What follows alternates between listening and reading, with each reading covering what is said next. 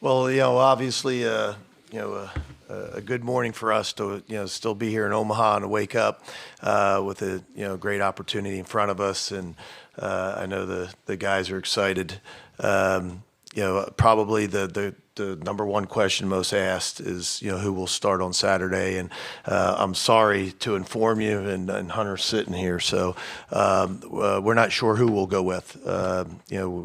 Obviously, little short rest. I don't think it's not manageable, but we weren't sure how we were going to use the pitchers. We're just trying to get through last night's game, and so to have this conference, a little premature, I think, on our standpoint, to make that decision. We'll try to, from your standpoint, from the media standpoint, try to release that, as soon as we know something. But I don't think it's fair to Hunter or any of the other pitchers that we could possibly pitch tomorrow. But certainly Hunter's going to either pitch, Saturday or Sunday. We just get to practice today, let him stretch, let him throw a little bit, and we certainly want to make sure that he's ready and capable.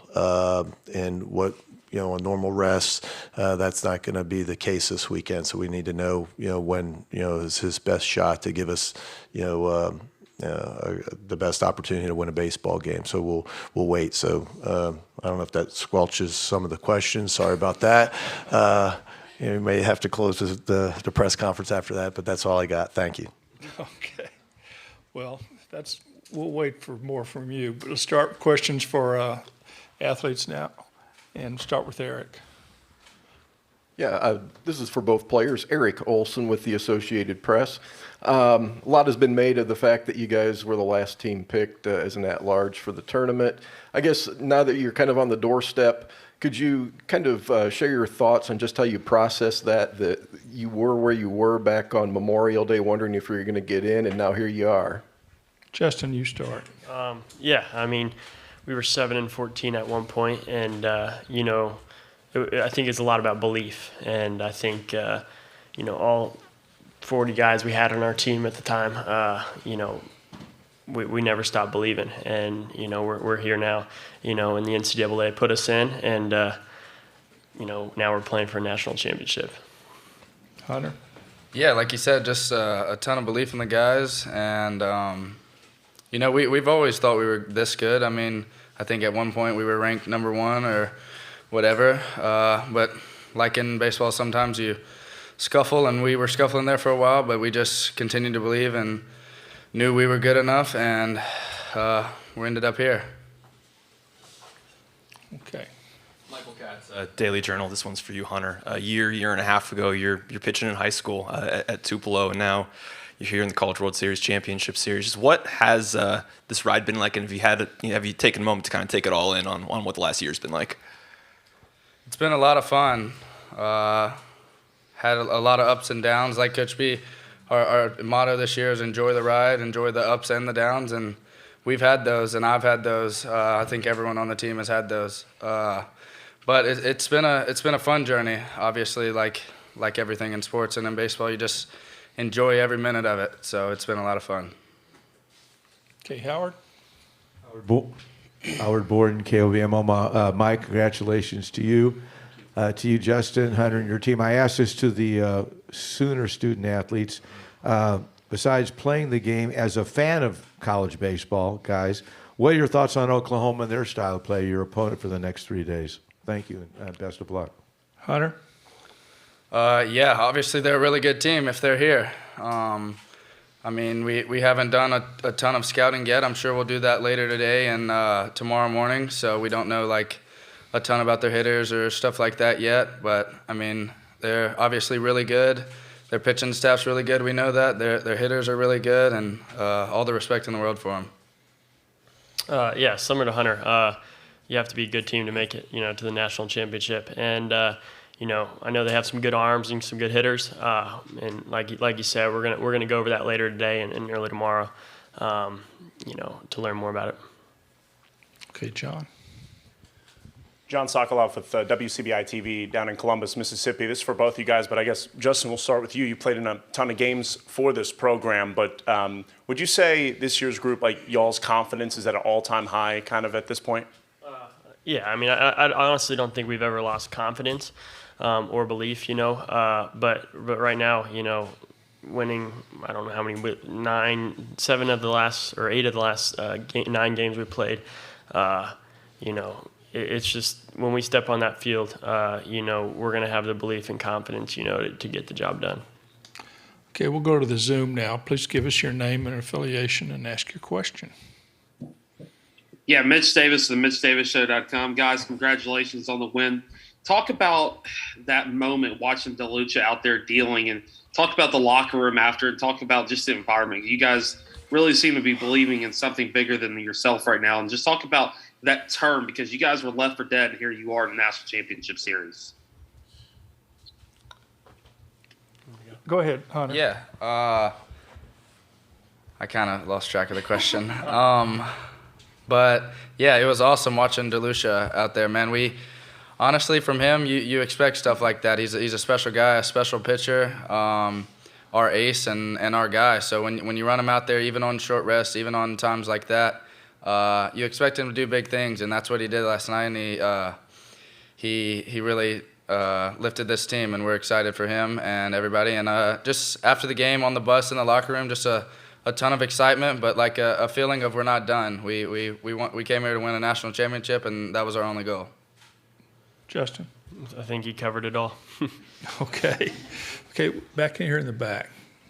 Jared Redding, Inside the Rebels on 247sports.com. Hunter, what have you taken away the most from some of these, more older and experienced guys like Justin Bench and Tim Elko from a leadership standpoint?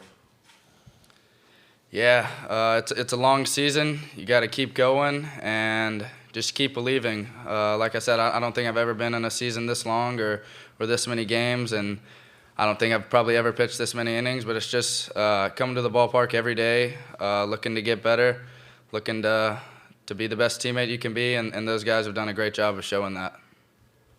Okay, right here. Austin Elders with Rebel Walk. Justin, for you in particular, I think a similar question was asked to OU, but you were part of that 2020 team that was on a roll, and then the season got cut short. So how much more meaningful is it for you now to have made it to this point?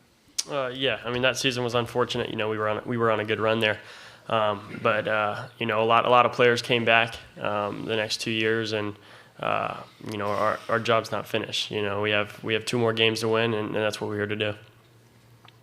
Okay, Jordan. Evan Bland, Omaha World Herald for Justin. You've been on some teams that were close to Omaha in the past. I'm curious, what's maybe the single biggest thing about this team that's allowed you guys to get here and now to where you are? I've said it before, our belief, I would say. Freshman year and junior year, we were that 1 game away. Just keep putting ourselves in that situation, to make it to Omaha every year. Coming down to that 1 game, and we got to do it this year, and it's a cool feeling. Okay, right here. Chase Parham, Rivals.com. Hunter, just when do you throw? What is sort of the process for figuring out how you feel for either Saturday or Sunday? What's the kind of the goal there? Yeah, I'll show up to practice today, stretch it out, throw a little bit, do some arm care, see how I'm recovering, see how I feel. Obviously, I want the ball tomorrow or whatever day that I can get it. So we'll just have to see. Okay, look over here. Nick Suss with the Clarion Ledger. Justin, have you and Tim and Kevin and Chof kind of had any chance to reflect while you've been here about getting here as seniors, or have you kind of just been laser focused on task ahead? We've just been focusing 1 game at a time, but you can't help but look around and see that you're playing for the World Series, and it's a speechless moment for all of us and this team and coach and everything. Okay, more questions for the student athletes? If not, guys, thank you. Congratulations, and we'll see you tomorrow. If you have any other needs for student athletes, just check with Eric or with Mitch and Alex, and they'll take care of you. Okay. Parrish, you'll start. Questions for Mike. It's Alfred Daily Journal, Tupelo. Mike, Butch Thompson was talking earlier this week about trying to come from the losers bracket, and he had reached out and talked to some coaches who had done that here. I'm wondering, do you reach out and talk to anyone about the championship round, and what experiences do you take from championship teams that you were a part of at LSU? It just happened last night, and our path here obviously a little different than Oklahoma's. They sat on Wednesday or won, and have been sitting for a couple days. And a little sooner, one of the questions earlier, the guys haven't seen or heard anything about Oklahoma besides what they've watched on the College World Series. Let them enjoy last night. We'll practice today, and we'll start breaking down video and kind of get more into our normal 3-day routine as far as our prep for the game. As far as specific to your question, the only one that I've spoken to is Coach Burtman, and spoke to him, I think it was Tuesday, and gave some advice. Don't want to be too specific with it, but talked about some of the things that I talked about earlier. I think, especially with the beat writers, about being conscious, of the time and the time off to make sure that that you keep them busy, that it's structured, that you know what you're doing, but also to give them time to enjoy it, to stay loose and to stay calm, and and I think it's kind of a juggle, with that, but not as much. I think, playing yesterday, it would have been a little more of a juggle with the 2 days off for us. But, now it becomes fast and furious. We get back to the hotel last night, eat dinner, and try and answer a lot of texts and emails, and as many as you can anyway. And then you wake up this morning, you have all of this. You get a couple hours of media and ESPN and photo shoots and those types of things. And then you got practice. We'll have a team dinner tonight with all the players and their families and whatnot. But yeah, the only one that I've spoken to is Coach. What do you remember most about the 3 championships? Hold on, Parrish. Let's go up here. One question at a time, please. Mike, John Sokoloff, WCBI TV down in Columbus, Mississippi. You mentioned that advice that you gave those guys, and you shared that with us at Creighton a couple days ago. While it's a business trip, you also want them to enjoy it. But what about you? I mean, how much have you been enjoying this, and what have the last 12 hours kind of been like for you? The last 12 hours, like I said, I went back home after the game. Ate a sandwich in the hotel, started to answer a lot of text messages and emails, a lot of ticket requests, and a lot of I'm sorry, I'm out of tickets. But it's been awesome, as you can imagine. And we've tried to do that. And my whole family's here.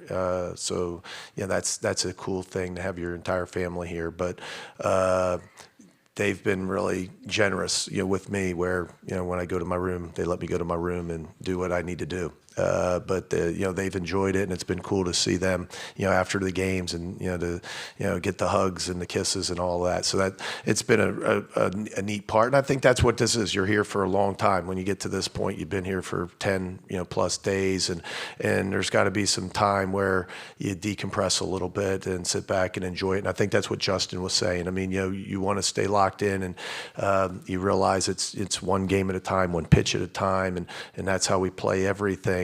But because this is so long, there's got to be times that you step away, and for the kids to go eat a steak in Omaha with their family and enjoy this. This is what it's all about, right? I mean, you do it to have fun, and you're hoping that they're all going to find some enjoyment of this. Okay, right here again. Jake Thompson, Ole Miss Spirit. My kind of question asked to Justin about that group from 2020, and everybody's seasons was cut short, and kind of the start y'all had, and kind of chat of Omaha. But what has it meant now to get those older guys to now take this journey with them and get them here, and what has it kind of meant, if y'all been able to kind of think of it that way? Yeah, I guess I don't, the COVID shortened season, that seems forever ago. It really does. I think it would have, and not to criticize your question, that would have been a better question last year if we were to make it. You're right. That team was off to a great start, but as we've seen, just great starts don't do it. Right, you got to play the whole season, and there's a lot of guys that are in our dugout now that we're in that meeting room on whatever day it was, March 15th, where we had to tell them to go home, and a lot of tears, and very emotional day for us, and for the rest of the country and the world, right? I mean, we didn't really know what to tell them at that point, except for we were told that they have to leave and they have to go home, and we don't really know what this is all about, but the season's canceled, at least as far as we know, and so that was a tough day. I remember that. It'll always be cemented in my brain. But as far as the players and how it affects or relates to this point, I think I know this is not what your question was, but I think it's really cool, the story of the bench and Elko and Graham and others that had opportunities last year after that season, a great season, but ended up one game short of being here, to come back for one more ride and one more chance at it. How cool is that, to be here and to still be here, with the two teams remaining.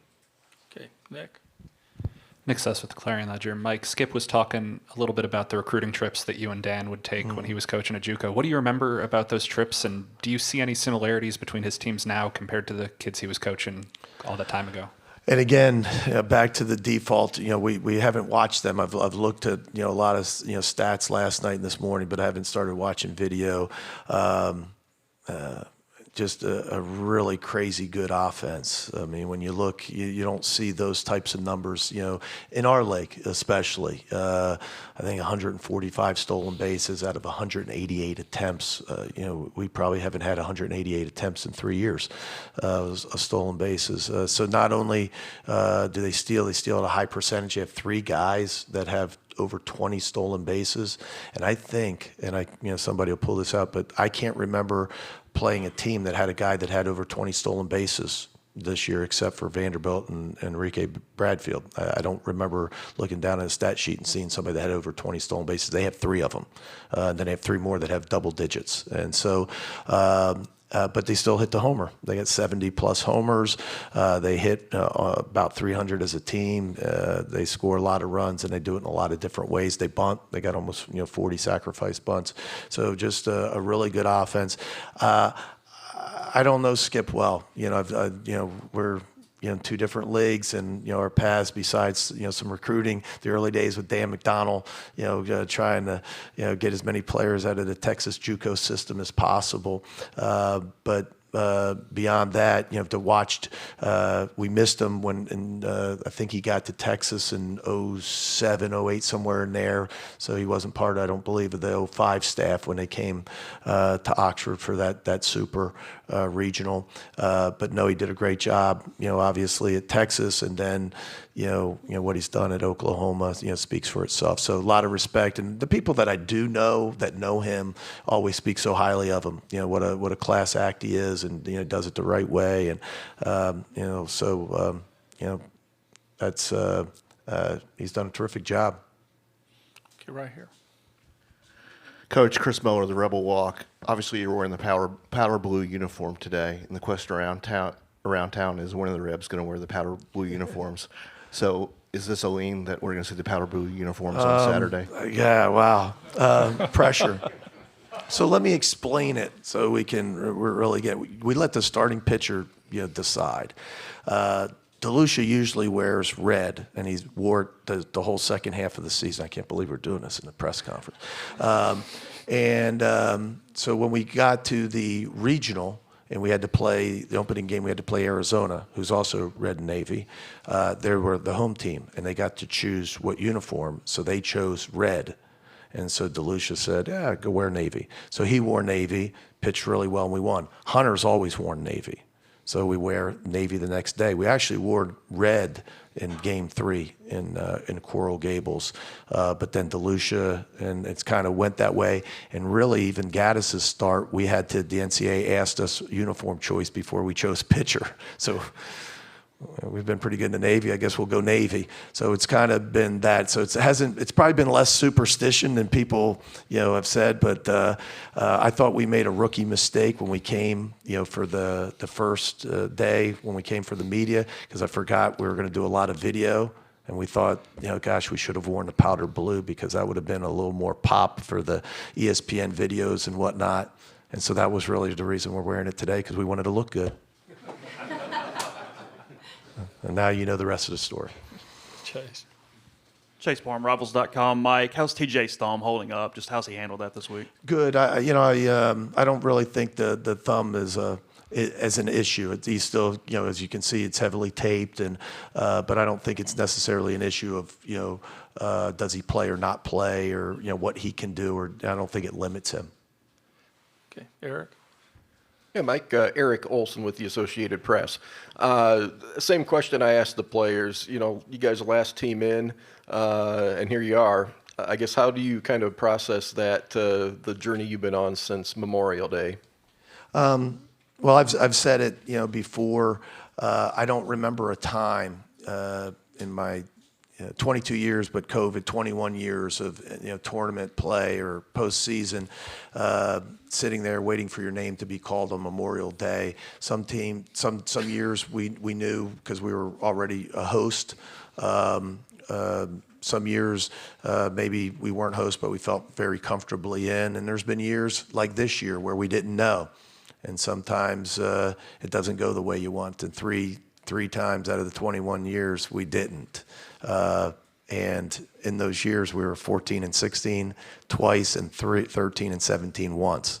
So we were right in there, right on that bubble, and it didn't work. And so there was, I think, a very uncomfortable feeling on that day. And I don't remember ever hearing our name called on that day and seeing just joy and just the enthusiasm that I saw in the guys. They were certainly, you could use relieved, but I think maybe a better word would be excited.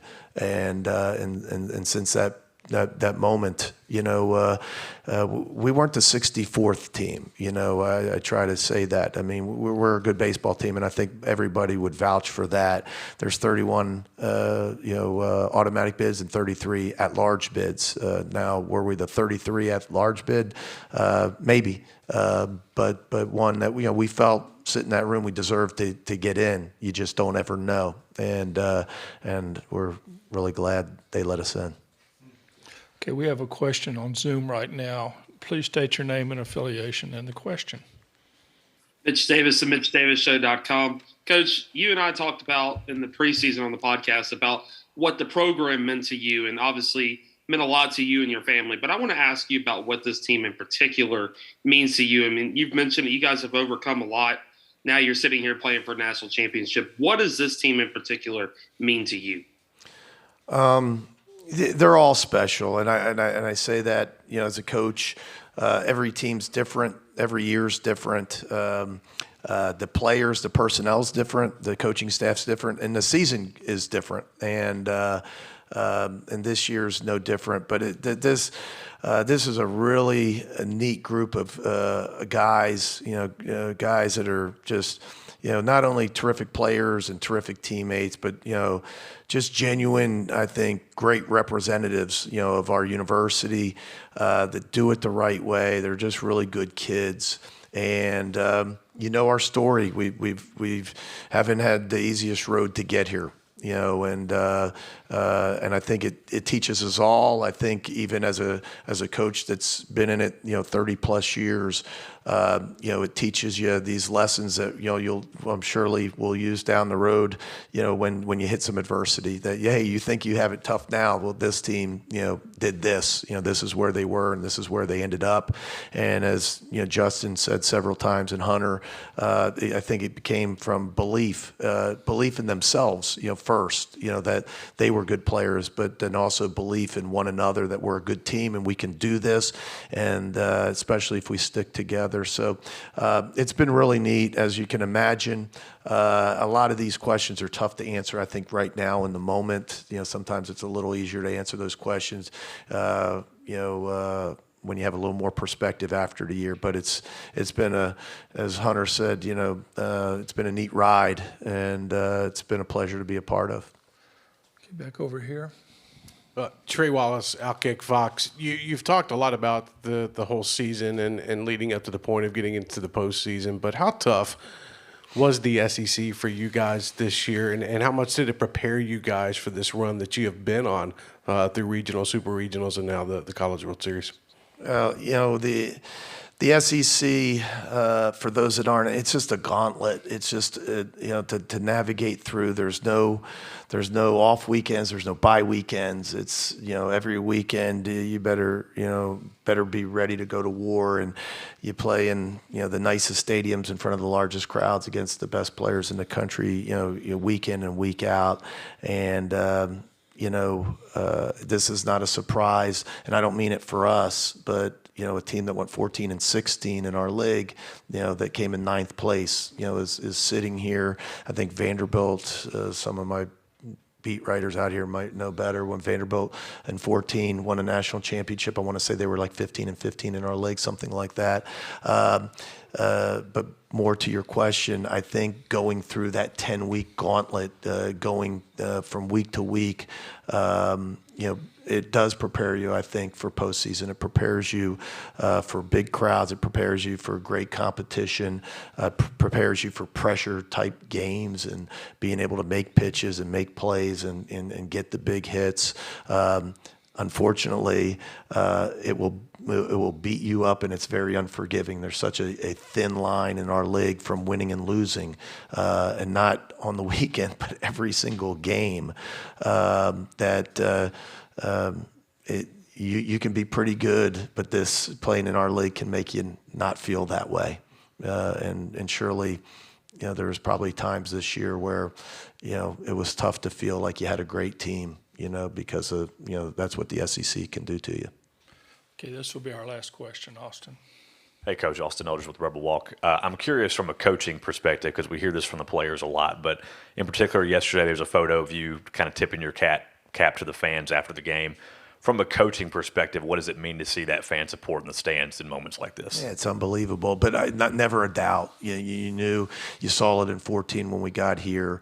I don't look up in the stands a lot, but I heard what a tremendous crowd we had, and what a neat atmosphere on a Thursday. I don't know how many people were here, but I would think one of the most attended midweek events here in the College World Series. Two great fan bases, but when you look up and see all that red and blue, and you can see how passionate they are, so excited, and I get a kick. Some of the pictures that I've seen, afterwards, the fans and just the emotions, and some of the videos, the short videos after a big pitch or a big play, man, they're invested, and it's really cool. And that helps. It's helped us at Swayze Field, and certainly, it's helped us here. Mike, thank you. Thank you. See you tomorrow.